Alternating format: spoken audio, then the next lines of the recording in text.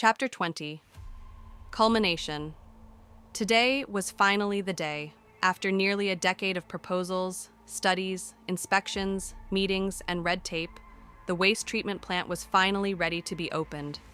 What used to be a giant impromptu landfill on the northern side of Santo Domingo was now a highly advanced waste treatment facility. I wouldn't call it a thing of beauty, very few facilities like it were, but it was impressive. Huge steel structures rose in place of mountains of trash, towering process drums, stacked sorting conveyors, prepared to receive loads of trash and guide them into the facility. Behind the processing hall of converter sat a cavernous waste bunker, large enough to swallow several city blocks. Overhead, cranes with massive claw grips hung from ceiling rails, ready to grab tons of garbage at a time and feed the hungry incinerators. A multi-band magnetic separation station was primed and ready to tear ferrous metals of waste streams, while an eddy current separator was prepared to force non-ferrous metals off the conveyor belt line. A massive incinerator stack loomed over the rest, prepared to turn Night City's waste into clean electrical energy. Secondary facilities stood to the side, prepared to take in appliances and other large debris. Unlike most facilities, which would simply destroy the items for their material parts, this facility would employ technicians who would check for the viability of repairing the items so they could be reused. There was also a smelting bay which all of the metal which was pulled from the waste would be brought to so that it could be melted down and prepped into ingots and rods, ready to be used again. Tertiary processing facilities were also on the grounds. These would take the slag from melted metals and the bottom ash from the incinerator and repurpose them for future use. The ash could be used as concrete and cement additives, road base and asphalt, bricks and concrete blocks, soil stabilization, and dozens of other purposes. The slag could be repurposed road base layers, asphalt aggregate, drainage layers, seawalls, breakwaters, and harbor construction, multiple types of insulation in construction, and a whole list of other uses. The facility sprawled across nearly 200 acres of reclaimed wasteland, an industrial city built for the sole purpose of devouring Night City's waste. And the secondary and tertiary facilities would help the facility as a whole pay for itself with very little needed in the way of additional funding. Thousands of vehicles were parked along the road leading up to the facility. Tens of thousands of people wandered the open areas. Families wandered. Children darted to and fro. The ribbon cutting was a celebration for the city. Banners reading Oro Doom Waste Recovery Facility, Opening Day, stretched between street lamps along the newly constructed road that led to the facility grounds.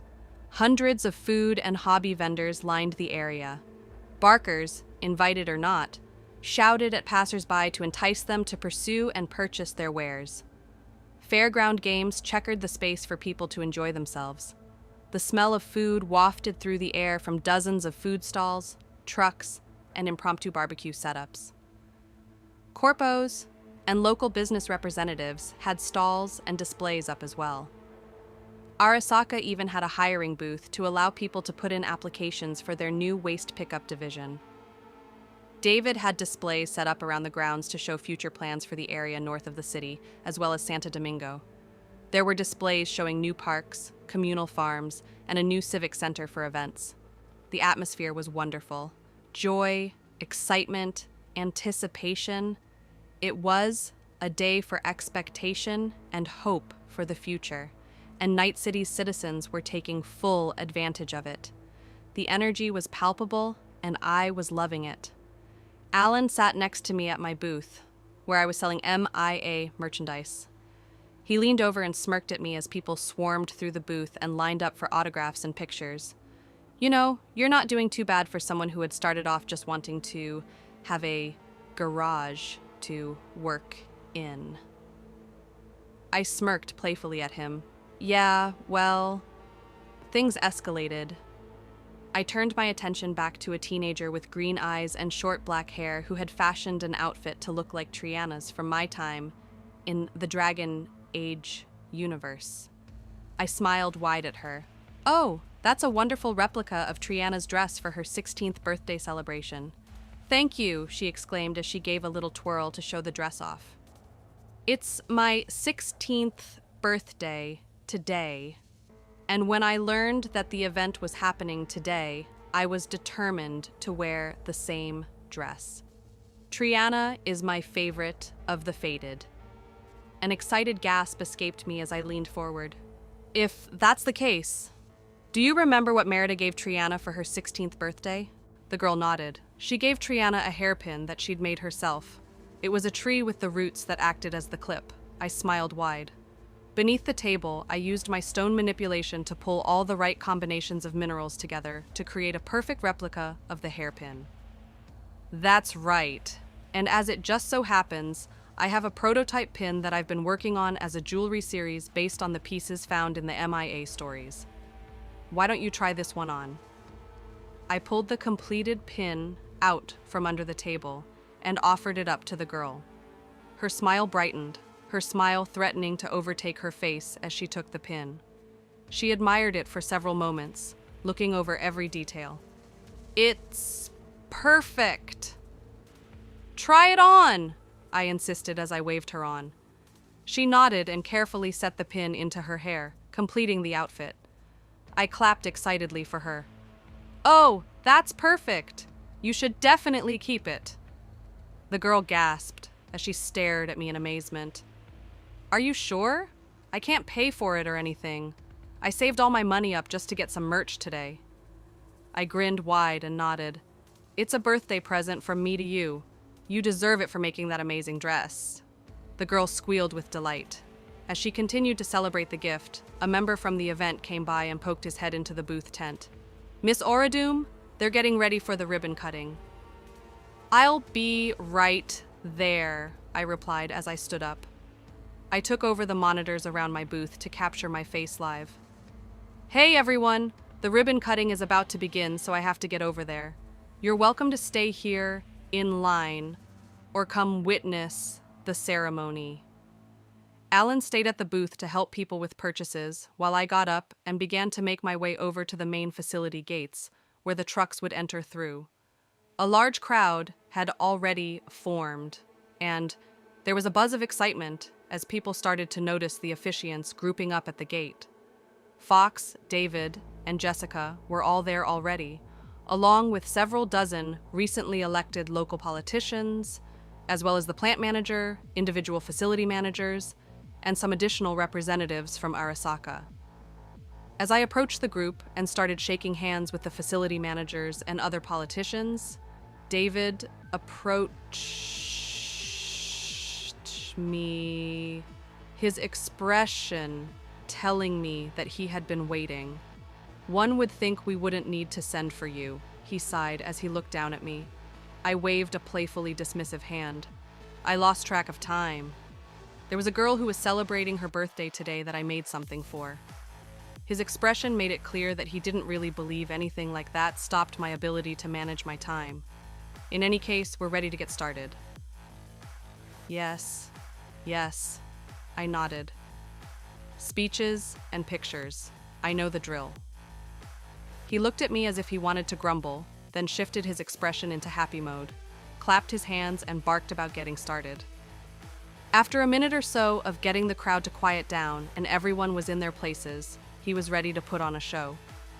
As he walked off, I settled in next to Jessica and smiled up at her while the speeches began. After the ceremony, you should come back to my booth, I told her. There's a girl who is turning 15 today, wearing the same outfit you wore for your 15th birthday in Thedas. Oh, really? Jessica tittered. That would be interesting to see. I'll have to go have a look after we've secured your power base. The phrasing took me by surprise. I looked up at her in confusion. My power base? What do you mean by that? She looked down at me, then back over her shoulder at the waste treatment facility. All of this. Isn't this what you've been working towards for nearly a decade now? It is, I replied, unsure of what she was getting at. It's a city function that was abysmally underperforming. We needed proper waste management. Jessica nodded. And so you decided that this was how you would secure your political power in Night City, by taking control of one of the cornerstones of modern infrastructure. It's not what I thought you would go for, but it's a surprising move on your part. Subtle, really. I stared up at her, genuinely baffled. What?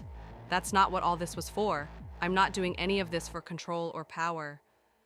You're lying to yourself if you think that's true, Jessica snickered. You've run 2 empires and a kingdom. You know how vital waste management is. It's a disease factor, a space factor, and a morale factor. Whoever's in charge of it basically controls the daily morale of the people in any urban area. You're not at the top, it's true, but you're in charge of the foundation. And you have influence on middle management with John, and on the top with David. You've taken a more subtle approach to control this time around, but it's still control. There was a part of me that felt indignant at the observation. That wasn't my plan at all. I just wanted a way to clean the city up. A giant trash dump wasn't doing anything for the city or the environment. And I did help David become mayor, but that's only so he could help me get the facility up and running. Fox just helped me get the approvals I needed for the district. Sorry, but do you not see how you placed all your pieces where they needed to be to get what you want? Jessica asked. Your intentions don't matter. The end result is still the same. You created a system that you could use to spread your influence beyond your brain dances and live streams. Hell, you even used me to get Arasaka on board. No, I didn't mean... She held a hand up to stop me. I'll be clear. I don't mind. I know if it wasn't me, it would have been someone else in Araska you would have charmed into getting what you want. Since it was me, it made the job easier. And I was happy to help. You did amazing things for the people of Thedas, and from the brain dances, I saw how you improved at building up infrastructure in the wasteland and optimizing resources in Westeros. So, I wasn't going to stand in your way. Don't get me wrong, she gave me a reassuring smile. I knew the moment I saw you that I would be helping you do something amazing. Even if you don't realize it, your natural instinct is to control the narrative. You see people suffering and you find ways to fix the problem. And the solution is usually taking control and showing people a better way. This time you just took a back seat to control. But it's still control, even if it wasn't what you meant to do. You're Merida Oradam, after all. You wouldn't be happy if you weren't doing everything you could. I stared up at her in disbelief. Was that really what she thought? Was that how the other fated saw me? Did they see me as some kind of agent of control? Did they genuinely believe I wanted to be the one in charge? Did they honestly believe I enjoyed the constant planning, the unending bureaucracy, the endless meetings, dealings, compromises, strategizing? Did they think I took pleasure in fighting against Tide every single day? Of pushing against established cultures and beliefs to drag people into a better life, kicking and screaming along the way? Did they not realize the stress and mental anguish these efforts took on me?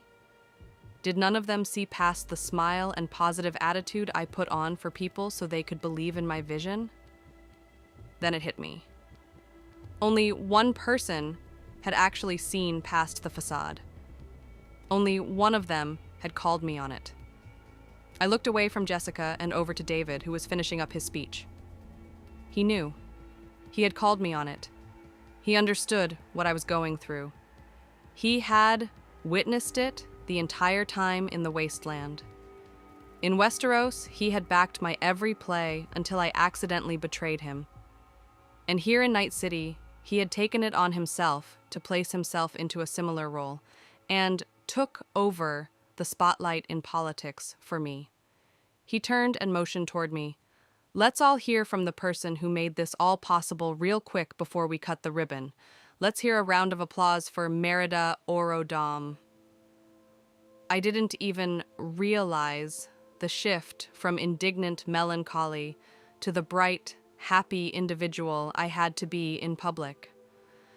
I walked up to the microphone as David lowered it for me. I looked out over the crowd and saw the excitement. But after what Jessica had said, I realized that they weren't excited for the facility to open.